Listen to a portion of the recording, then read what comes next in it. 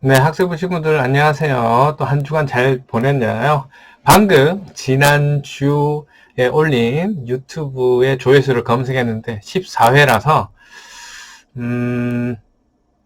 네, 넘어가도록 하겠습니다. 14회면 네, 저희 인원보다는 많게 나와서 여러분이 충분히 봤을 거라 생각하고요. 믿고 넘어가도록 하고요. 이번 주도 네, 각자의 자리에서 마음을 다해서 하나님을 예배하는 여러분 되기를 바랍니다. 이 시간 하나님께 예배 드릴게요. 마음을 다하고 네, 시작하도록 하겠습니다. 찬양할까요?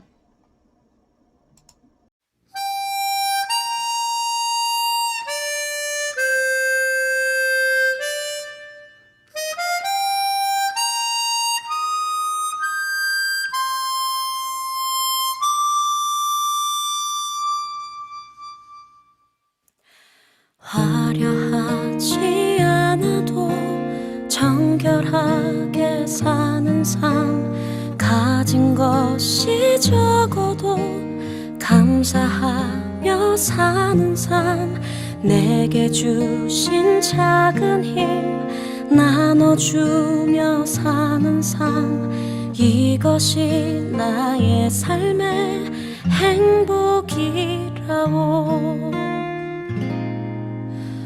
눈물 날 일 많지만 기도할 수 있는 것, 억울한 일 많으나 주를 위해 참는 것, 비록 짧은 작은 삶 주 뜻대로 사는 것, 이것이 나의 삶의 행복이라오. 이것이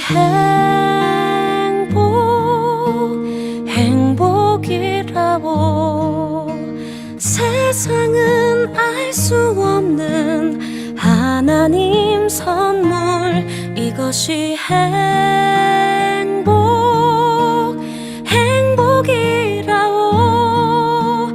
하나님의 자녀로 살아가는 것, 이것이 행복이라고.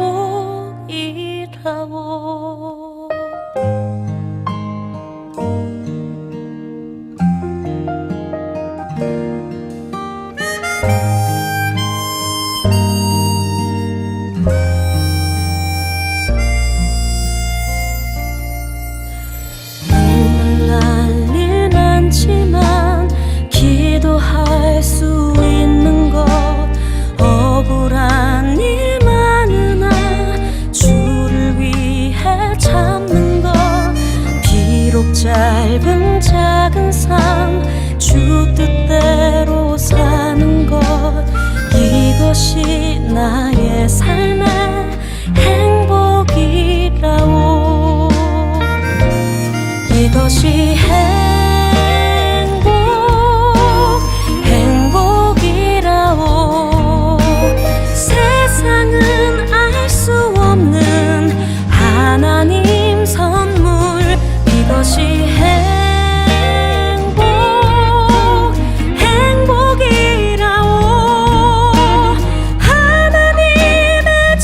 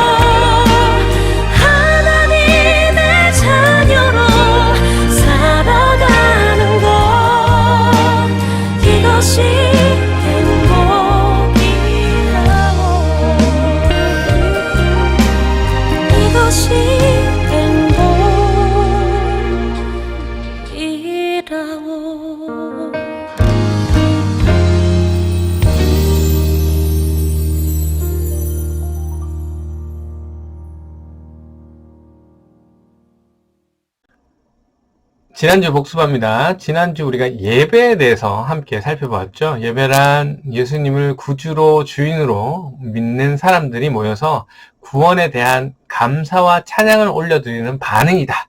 그래서 예배를 통해서 하나님을 만나고 또 교제함으로써 하나님과의 그 하나됨을 경험할 수 있다.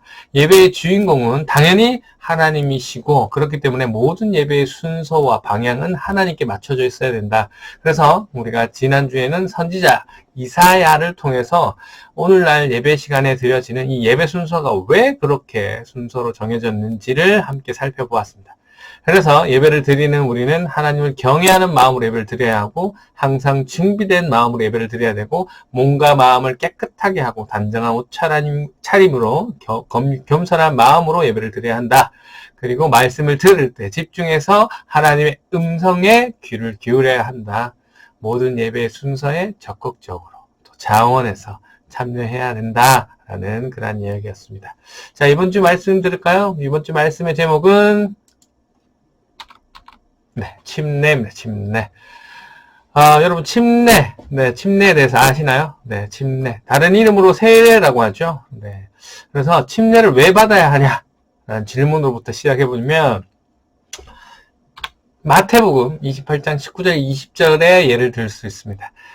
예수님께서 하늘로 승천하시기 전에 마지막으로 하신 명령의 말씀인데요. 그러므로 너희는 가서 모든 민족을 제자로 삼아, 아버지와 아들과 성령의 이름으로 침례를 주고 내가 너희에게 명령한 모든 것을 그들에게 가르쳐 지키게 하여라.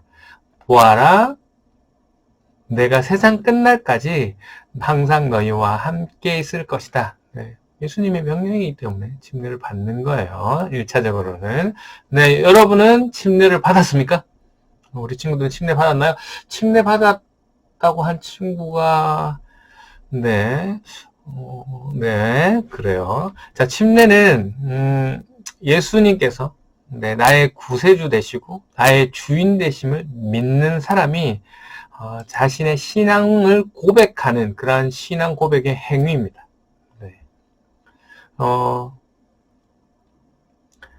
침례를 받는 날은 어떤 날이 되어야 하냐? 축제의 날이라고 표현하고 싶어요. 함께 신앙생활을 하는 교인들에게 내가 하나님을 믿는 나의 믿음을 공개적으로 고백하는 날이고 그렇기 때문에 동시에 같이 함께 사역하는, 함께 동역하는, 함께 예수 그리스도를 구주로 주인으로 살아가는, 모시고 살아가는 동역자가 생긴 교인들은 이에 참으로 기뻐하고 함께 축하하는 그러한 축제의 날이다. 그렇게. 그래서 이 침례의 기원은 어디서 나오냐? 당연히 성경에서 나오겠죠? 침례 요한이 베푼 그 침례를 통해서 우리가 처음 발견할 수 있습니다. 그리고 예수님께서도 요단강에서 침례 요한에게 침례를 줬죠. 침례를 받으셨죠? 침례 요한의 침례는 회개를 위한 침례였다면, 예수님께서 이 침례 요한에게 침례를 받으셨잖아요. 그럼 예수님께서 회개할 것이 있었냐? 다른 말로 죄가 있었냐라는 질문에 아니다. 예수님께서는 신이시기 때문에 그리고 당연히 죄가 없으신 분이기 때문에 침례를 사실은 받으실 필요가 없다. 하지만 예수님께서는 이 침례라는 의식을 우리들에게 보여주시고 내가 했으니까 너희도 하라. 너희도 예수님처럼 나처럼 참여해라. 라는 그런 모습으로 본이 되는 모습을 보여주셨다. 그래서 보여주셨다라는 거. 그래서 침례의 의미는 무엇일까요? 침례의 의미. 침례란 침례 받는 사람이 그리스도 안에서 예수님을 그리스도 안에서 새로운 피조물로서 이제 새로운 삶을 시작한다라는 의식을 나타내는 그러한 것입니다. 그래서 관련 구절을 한번 보면요. 로마서 6장 3절 4절 말씀입니다. 그다음 읽을게요. 침례를 받아 그리스도 예수와 하나가 된 우리는 모두 침례를 받을 때에 그와 함께 죽었다는 것을 여러분은 알지 못합니까? 그러므로 우리는 침례를 통하여 그의 죽으심과 연합함으로써 그와 함께 묻혔던 것입니다. 그것은 그리스도께서 아버지의 영광으로 말미암아 죽은 사람들 가운데서 살아나신 것과 같이 우리도 또한 새 생명 안에서 살아가기 위함입니다. 네. 침례를 받은 자는 이미 구원을 받은 사람을 이야기합니다.